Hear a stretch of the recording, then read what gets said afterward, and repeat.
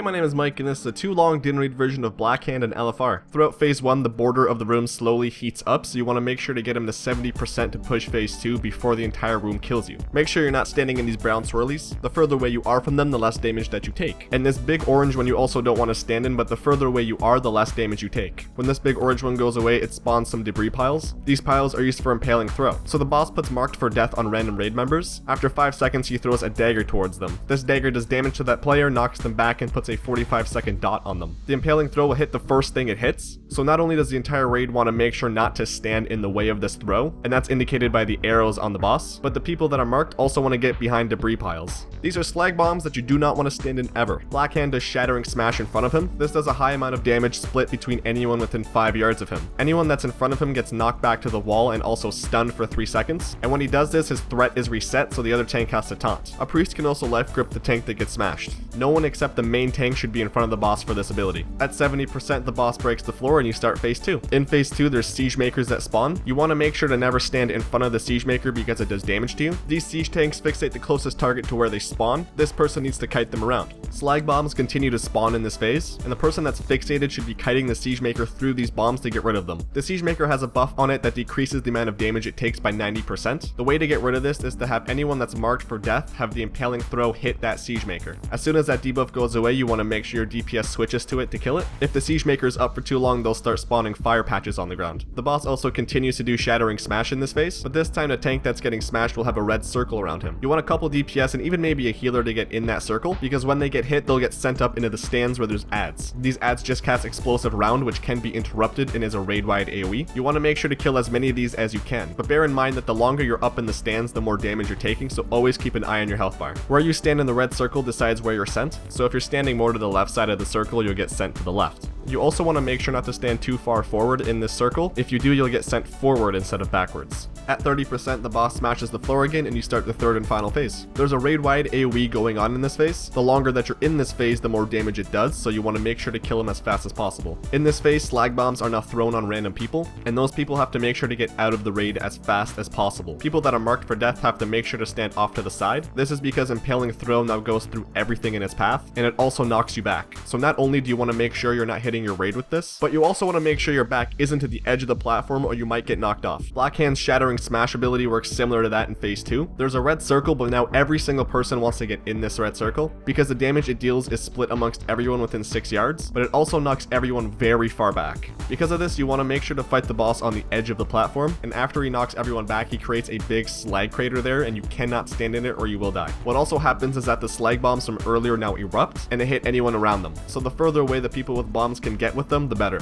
At most, you'll only be able to take 4 smashes before the entire platform is all cratered up. Defensive cooldowns should be used in phase 1 for demolition, phase 2 if you're going up into the stands, and or phase 3 whenever they're needed. Offensive cooldowns can be used whenever, but make sure you have all of them up for phase 3. You can pop Heroism or Lust right away in phase 3, or you can wait for 20% for everyone's executes. That was a too long didn't read version of Blackhand and LFR. If you have any questions, let me know down below in the comments. Thanks for watching and have a lovely day.